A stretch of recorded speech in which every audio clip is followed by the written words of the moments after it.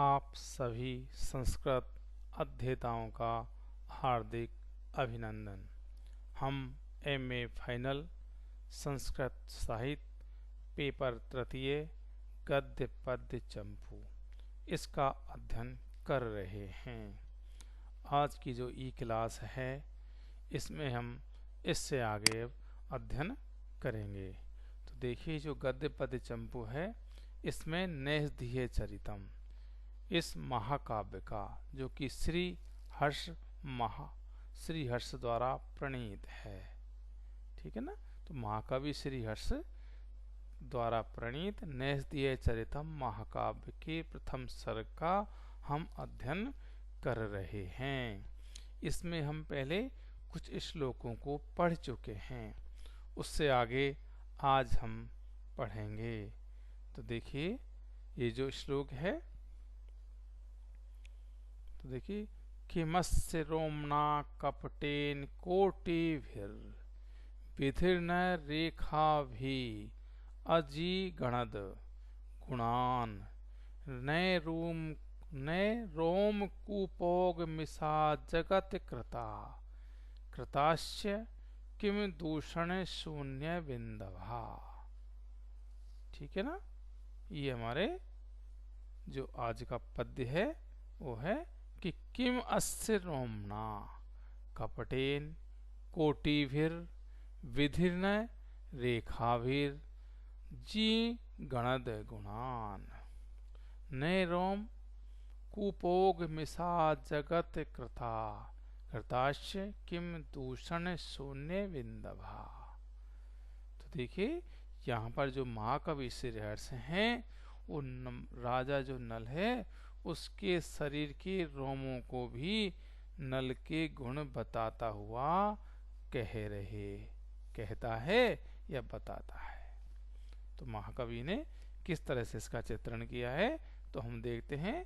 तो देखिए, किम अस्य, किम क्या, अस्य इस राजा नल के, रोम नाम जो रोम है उनको, रोमों को, ठीक है ना, कपटेन, कपटेन बहाने से, कोटि भी करोड़ों, ठीक है, विधिर्न है, विधि जो ब्रह्मा है, ठीक है ना, वो विधिर्न, देखिए विधि जो ब्रह्मा है उन्होंने, ठीक है, न नहीं रेखा भी, रेखाओं के द्वारा, अजिगणद, अजिगणत गिना, गुणान गुणों को, ठीक है, न नहीं रोम कूपोग मिषाद,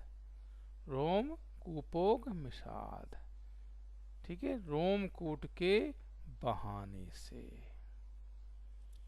जगत कृता, जगत कृता जो जगत को कृता करने वाले, ऐसे यानी सृष्टिकर्ता ने, कृतास्य क्या बनाया, किम क्या, दूषण शून्य, दूषण शून्य विंदभा, देखिए दूषण शून्य विंदभा, दोष का शून्य रहित यानी दोष अभाव, विंदभा बिंदुओं को। तो यहाँ पर हम इसका अन्वय देखते हैं। तो अन्वय क्या है कि किम विधि, किम विधि, ठीक है, रोमणाम कपटेन कोटि भी रेखा भी गुणान, ठीक है, न अजिगणद, ठीक है, और आगे किमचे जगत कृता, जगत कृता रोम कूपोग मिषाद, रोम कूपोग मिषाद दूषण शून्य विंदभा न कृता, ठीक है। तो ये इसका अन्वय हो गया। तो अन्वय से अर्थ हम देखते हैं। तो क्या ब्रह्मा ने नल के रोमों के बहाने से करोड़ों रेखाओं द्वारा नल के गुणों को नहीं गिना, अर्थात अवश्य ही गिना। क्या सृष्टिकर्ता ब्रह्मा ने रोमकूपों के बहाने से इसके दोष अभावात्मक शून्य बिंदुओं को नहीं बनाया, अर्थात अवश्य ही बनाया। देखिए, एक बार जो हमने अन्वय किया है तो अन्वय से इसका अर्थ देख लीजिए कि क्या ब्रह्मा ने नल के रोमों के बहाने से करोड़ों रेखाओं द्वारा नल के गुणों को नहीं गिना, अर्थात अवश्य ही गिना। क्या सृष्टिकर्ता ब्रह्मा ने रोमकूपों के बहाने से इस राजा नल के दोष अभावात्मक शून्य बिंदुओं को नहीं बनाया, अर्थात अवश्य ही बनाया। जो महाकवि श्रीहर्ष हैं उनकी कल्पना है कि नल के शरीर में जो रोम हैं, मानो वह रोम नहीं अपितु नल के गुण हैं, तथा जो नलकूप हैं वह उसके दोष अभाव को सूचित कर रहे हैं।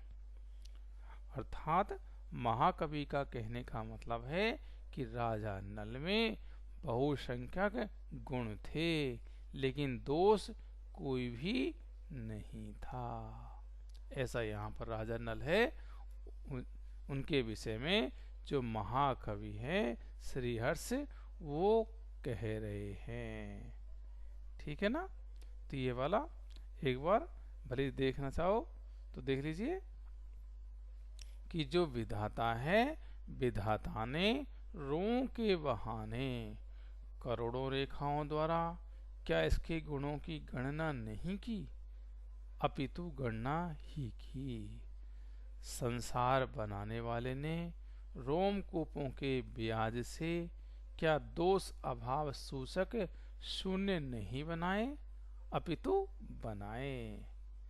तो राजा यहाँ पर जो महाकवि हैं श्रीहर्ष वो कह रहे हैं कि राजा के गुण, जो राजा नल हैं उनके गुण अनंत असंख्य थे, इसलिए विधाता उनकी गिनती में समर्थ हो पाया। अतः सुविधा के लिए उन्होंने नल के शरीर में गणना सूचक रोम बना दिए और दोषों के अभाव की सूचना के निमित्त रोमकूप रूप शून्य बना दिए। ठीक है ना। यहाँ कपट और जो मिश शब्द हैं इनके प्रयोग के द्वारा निषेध सूचित किया गया है और अन्य संभावना भी की गई है। ठीक है। तो हम इन श्लोकों को देखते हैं कि यहाँ पर संभावना है, निषेध भी है, अतः अपनुति उत्प्रेक्षा की संसष्टि है। ये जो वर्णन है सामुद्रिक शास्त्र अनुसार ही है। इसमें सामुद्रिक शास्त्र में जो बताया गया है उसके अनुसार यहाँ पर इनका वर्णन किया गया है। ठीक है। तो इस तरह से हमारे ये, तो देखिए जैसे व्याकरण देखते हैं तो रोमना है ना, रोमना कूपहा। ठीक है। ये रोमकूपा जो है, देखिए रोमकूपा, तो रोमना कूपहा, रोमकूपा। ठीक है। कूपाग मिशात तेसाम औघे एव मिसम तस्मात। फिर आगे है अजीगणत। अजीगणत तो गण धातु है चुरादी गण की और लुंग लकार है। ठीक है। तो यहाँ पर इस तरह से हमारा ये श्लोक जो पद्य है ये इसका ये अनुवाद है, व्याख्या है। आप इसको एक बार देख लें। आगे चलते हैं। तो आगे देखिए कि अमुष्य दौर्भ्याम मरी दुर्ग लुंठने ध्रुवम गृहीतार्गला दीर्घपीनता उर्हश्रिया तत्र च गोपुर स्फुरत कपाट दुर्धसतीर प्रसारितः। तो देखिए अमुष्य दौर्भ्याम री दुर्ग लुंठने ध्रुवम गृहीत अर्घ लादी गृहीत अर्गला दीर्घ पीनता उरह श्रिया तत्र च गोपुरस स्फुरत कपाट दुर्धर्षतिर प्रसारिता। तो देखिए यहाँ पर तो अमुष्य ये जो राजा नल है यहाँ पर, तो इस श्लोक में जो महाकवि श्री हर्ष हैं नल के बाहुदंड एवं वक्षस्थल की जो विशालता है उसका वर्णन कर रहे हैं। तो देखिए यहाँ पर कि अमुष्य इस राजा नल की दौर्भ्याम भुजाओं ने अरि दुर्ग लुंठने अरि शत्रु के दुर्गों को लुंठने लूटने में ध्रुवम निश्चित रूप से, ठीक है, ध्रुवम निश्चित रूप से गृहीता प्राप्त कर लिया है। अर्गला दीर्घ पीनता, अर्गल दीर्घ पीनता, अर्गल कहते किमाड़ के पीछे लगने वाले दंड की, दीर्घ पीनता लंबाई और स्थूलता को, ठीक है। उरह श्रिया जो वक्ष स्थल है उसकी श्रिया जो शोभा है उससे तत्र वहां पर शत्रुओं के गोपुर जो नगर द्वार हैं उन पे स्फुरित होते हुए कपाड़ जो किवाड़ है उनकी दुर्धर्ष तिर जो दुर्जेयता है जिसे बड़ी कठिनता से जीता जा सके, जीतने में जो कठिन हो, जो दुर्जेय है उसको, प्रसारिता जो विशालता है उसको, ठीक है। तो यहाँ पर अन्वय देखते हैं हम कि अमुष्य दौर्भ्याम अरि दुर्ग लुंठने अर्गल दीर्घ पीनता उर्श्रिया तत्र गो स्फुरत कपाट दुर्धर्ष तिरह प्रसारिता गृहीता ध्रुवम। ये इसका अन्वय हो गया। तो अन्वय से अर्थ देखते हैं हम इसका। तो अमुष्य दौर्भ्याम, अमुष्य इस राजा नल की, दौर्भ्याम जो भुजाएं हैं उसने, अरि दुर्ग लुंठने शत्रु के दुर्गों के लूटने में, अर्गला दीर्घ पीनता अर्गल की लंबाई और स्थूलता को प्राप्त किया, तथा ठीक है उरह श्रिया पक्ष स्थल की शोभा ने, तत्र वहां के गो स्फुरत नगर द्वार पर स्फुरित होते हुए कपाट जो किवाड़ है उसकी दुर्धर्ष है जो दुर्जयता है, एवं प्रसारिता और जो प्रसारिता है उसको, विशालता को, ध्रुवम निश्चित रूप से गृहीता प्राप्त कर लिया है। अर्थात इस राजा नल की भुजाओं ने शत्रु के दुर्गों के लूटने में अर्गल की लंबाई और स्थूलता को प्राप्त किया, तथा वक्षस्थल की शोभा ने वहां के नगर द्वार पर स्फुरित होते हुए किवाड़ की दुर्जयता एवं विशालता को निश्चय ही प्राप्त कर लिया। मतलब कवि जो हैं वो ये कहना चाहते हैं कि नल के बाहुद्वय अर्गल के समान लंबे एवं मोटे थे, तथा वक्षस्थल किवाड़ के समान चौड़ा एवं कठोर था। अतः राजा नल दीर्घ बाहु एवं विशाल वक्ष थे। ठीक है, तो इस तरह के राजा नल हैं, उनका ये वक्षस्थल और उनके बाहुदंड की विशालता का वर्णन है।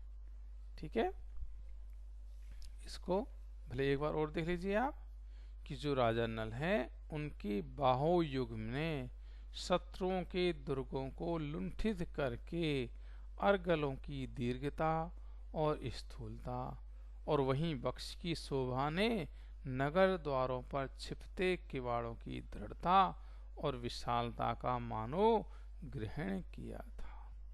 कहने का मतलब ये है जो महाकवि हैं उनका कि नल की भुजाएं लंबी और पुष्ट थी।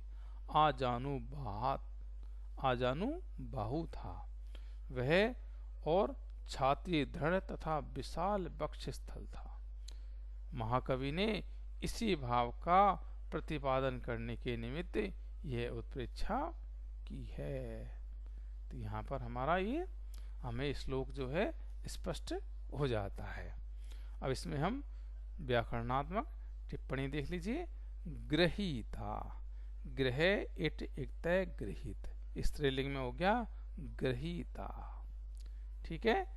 स्फुरत, स्फुर सत्री, फिर दुर्धर्ष, तो दुर धृष और घे, दुर्धर्ष। ठीक है। और है अरि दुर्ग लुंठने, अरिणाम दुर्गाणाम लुंठने, अरि दुर्ग लुंठने। ठीक है। इस तरह से हम, तो यहाँ पर जो उत्प्रेक्षा है वो स्पष्ट हो रही है। तो ये दोनों पद्य आपके समझ में आ गए होंगे। इनका आप एक बार अभ्यास कर लें। ठीक है ना।